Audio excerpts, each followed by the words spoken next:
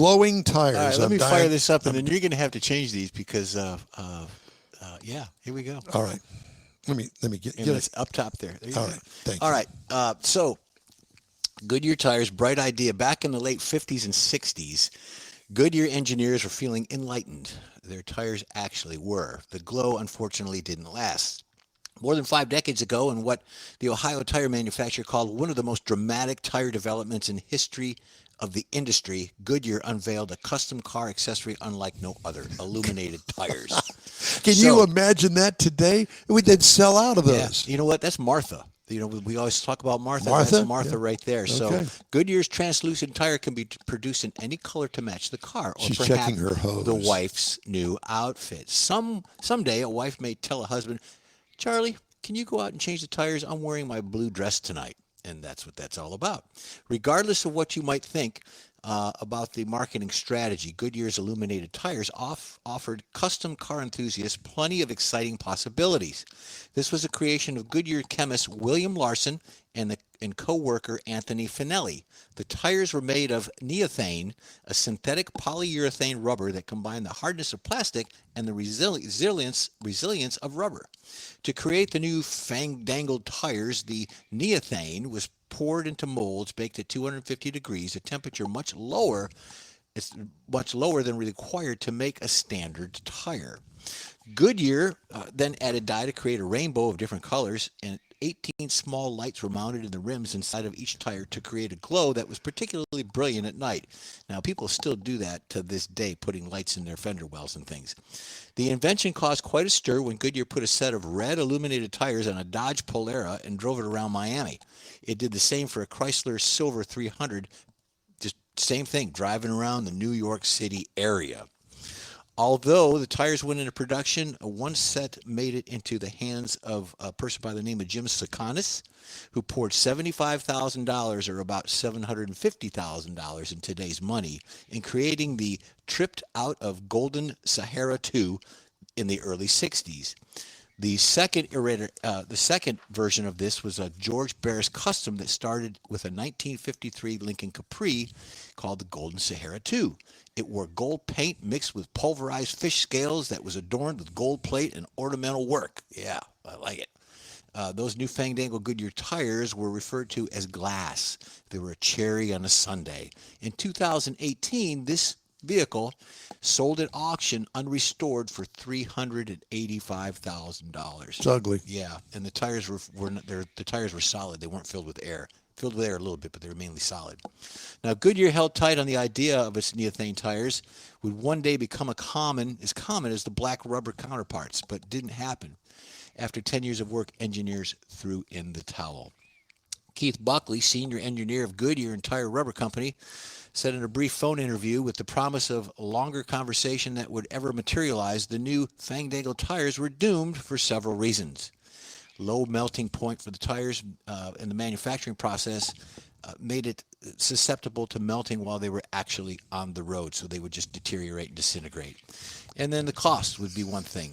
Made them more dangerous in rainy conditions, and it would take longer before they were even covered by road grime, which negated the illumination to begin with. So there you go.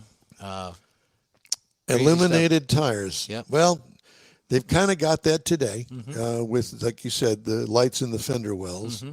I'm not of that age group anymore, but I think back in the day, I had a big jacked up truck or something with a lot of room in there with the wheel wells and some fancy rims.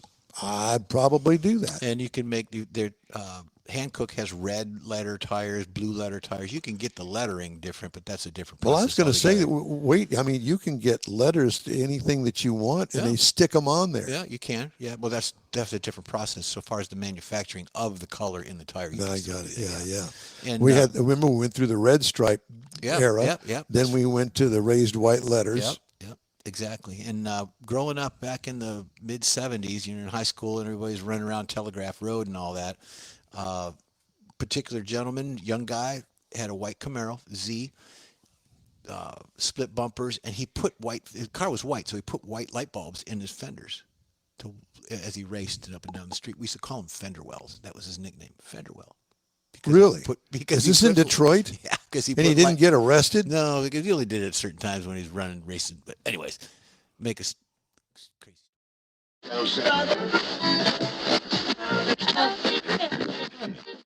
All right, we're going to do driving destinations now, Mr. Mars. You got that queued up and ready to go? I got it, Michael. Oh, Jeff's got it queued. Yeah, all you need to do is say the words, Mike. I'm ready for it, and I was really looking forward to this one because Mother's Day is coming up, so you got to do a little planning ahead for some of these things if you want to make a nice little getaway. And so these 5 places are going to be they're less than a half a day's drive from Houston, Austin, San Antonio, even Dallas, Fort Worth. So we're talking about a hill country getaway here, but we're not talking about a regular getaway. We're talking about glamping, Texas style. And what you want to do then is we're talking about open skies, a glass of wine, and maybe a hot tub, and no kids around for the majority of these. So the first one we want to start with is Safari for the Soul. Now, this place is outside of Austin in Marble Falls, built specifically for couples. There's no kids, no crowds. Got some luxury tents that are tucked along the river that's not very far from Lake LBJ. Would you please, wait a minute. Would you please define a luxury tent? I'm working on that. Okay. So you got the luxury tent. You're going to have possibly private hot tubs, outdoor showers, movie setup. Sometimes some of these will have air conditioning, but this particular one doesn't. It's more of a tent. It's glamping, more of a wine, sit out and look at the stars type of thing. And but that one's at Marble Falls. Now, if you want to, I got one up here I'm saving for you, Don. If your idea of glamping is a little more towards modern, the Walden Retreats Hill Country. Now, this is another 21 and up venue that you can go to. It's about an hour west of Austin. It's based on 96 acres out on the Pedernales River. These are architect-designed 500 square foot tents. Now, they got big glass views of the hill country. They got soaking tubs, big decks all around it. They have air conditioning. They have heaters. They've got running waters, private baths, king-size bed, and even a kitchenette. So it's quiet, but it's out in the middle of the wine country, so you can also get you some wine, sit out, watch the sun go down, and have a big time with Mom for the weekend without the kiddies. Now, the other one you can go Not to. your mom. Not your mother. That would be the mother of your children. Yeah, okay. Mother's Day, yeah, the mother of your children. You probably don't want to take your mom. Correct. Yeah, that's true. Just wanted to make sure that we got that straight. All right, so the Utiscope Echo Glamping Resorts. Now, these are some elevated glamping pods. They're kind of futuristic. They got a lot of sci-fi type stuff in, a lot of technology. But they got private jacuzzis. They got a dining area. They got a patio that you can sit out there and look down across the hill country. And because it's outside of Austin far enough, you can literally see a lot of the stars. So it's not like a typical hotel that you want to go to for the weekend. Now, if you want something to get a little more laid back on the other end of the spectrum, go to the Juniper Ranch and Retreat at Canyon Lake. Now, again, this is 21 plus place. Now, they've got bell tents and vintage Airstreams, so that if you want a little RV feel to it, you can get that. They got hammocks. They got hot tubs. And it's near Canyon Lake. It's about 30 minutes to New Braunfels from there if you decide you need to go into town. And it's a place where you slow down. You know, you can drink your coffee a little bit longer, but the phones don't work so good, and the internet don't work near as good as the phones work. But if you really want some more room to roam, go to the Base Camp Resort. Now, this is a resort out in Hunt, Texas, near Kerrville. So it's a little bit further out, but it's a little more West Texas, less crowds. But they got the glamping tents in the cabins, and you have access to the Guadalupe River and a private lake. So if you want to go do a little river floating, rafting, yeah, you can do that. But again, it's a little bit further west, so you got the cloud. The skies are a lot clearer because you're away from all the ambient light that's around. So it gets out there if you want to do a little nighttime viewing. It's a great place to go and do that. So you can do all of these things, and you can have a lot of the comfort of being kind of out camping, but you've also got the comforts of air conditioning and heating. They're all within a half day and drive. if it just so happens that you smell weed wafting through every once in a while, the close cops to aren't nearby. They'll have to take them 30 minutes to get there. Yeah, you're in Well, Austin. you got to back up to the one up. I think it's up in Hunt. That's where you're going to kind of get in that secondhand smoke that you got to watch out for. But anyway, boy. so none of these places are very big. So if you want to go to these places or others like them, you need to plan ahead and make your reservations because some of these only have 11, 12, Call maybe Mike 14 Mars and rooms. he'll make the reservations. Absolutely. I'll Mars give you a map. in Wheel I'll Time. tell you where to go. Oh, he's going to tell you where to go. Already. Yeah. Well, he's told me that several times this morning. Well, thank you, Mr. Mars. That was entertaining and fun. Yep. All right.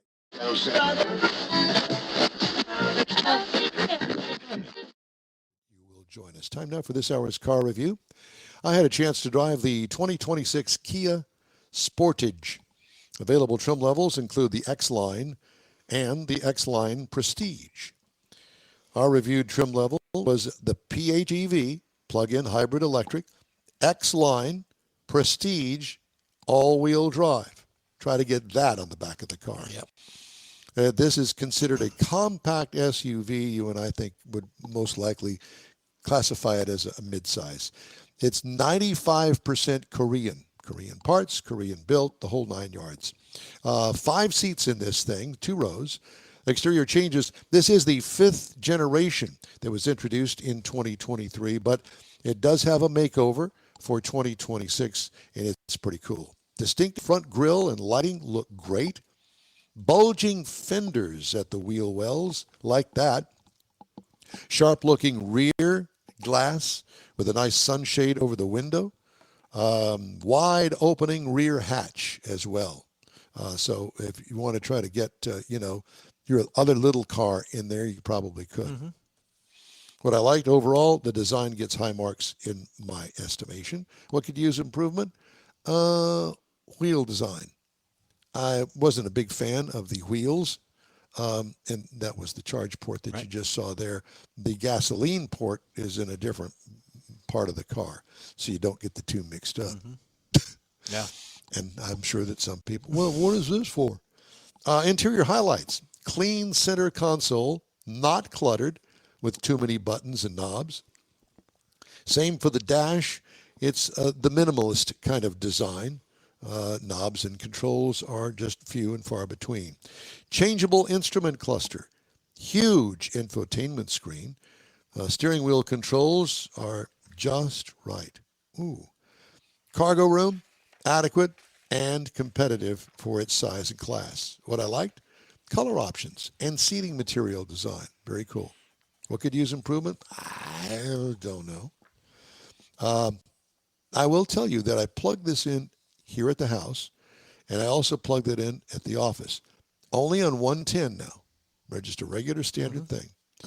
And I think that you'll be interested in this. 1.6 liter turbo with the plug-in hybrid, so it's got electricity as well. That combined makes up 268 horsepower and 271 pound-feet of torque. That's a lot, my friends. But it's with the combined gas and electric. 6-speed automatic transmission. Standard all-wheel drive on this one. Now, the electric and gas mileage that is advertised is 83 miles per gallon. Wow. Gas only is 36. Now, this is the first time that I've ever done this, where I plugged the car in so it had electricity. So I did both. The car did it for me. The both gasoline and electric. I got 61.3 miles per gallon. Wow. Over 468.83 miles. Pretty impressive. Yeah. What I liked, mileage. What could use improvement? The downshift needs improvement and a delayed acceleration. There's a little bit of a disconnect there, but, I'm a 2-foot automatic kind of guy. Yep. Left foot for the brake, right foot and I may have been too fast for it, whatever. Ride and handling, smooth ride, easy handling. This is not a car that's meant for road courses. What could use improvement? Kia did not make the battery weigh down the handling. So it doesn't need improvements, just another thing that I think attributes To look at. Yeah, when you drive the car. Base trim price, $47,190. Price is tested $49,730, but the base model price, $40,490. Competitors, Hyundai Tucson, its cousin, starts at $40,325. Toyota RAV4 PHEV, $41,500. And the Ford Escape PHEV. First, I didn't even know that they made one. And second, the price was kind of astounding to me. It went for $31,495 as a base price. Wow. So that would be something that I'd definitely look into. Next week, I'm going to review the Chevy Blazer EV. Especially for, the hybrid gas. 31, that's a pretty plug-in good. hybrid. Plug-in Yeah, hybrid, a plug-in hybrid. Yeah, I've really never toyed with that. I just thought, I'm not going to plug it in. Why? That don't have to. Well, I did.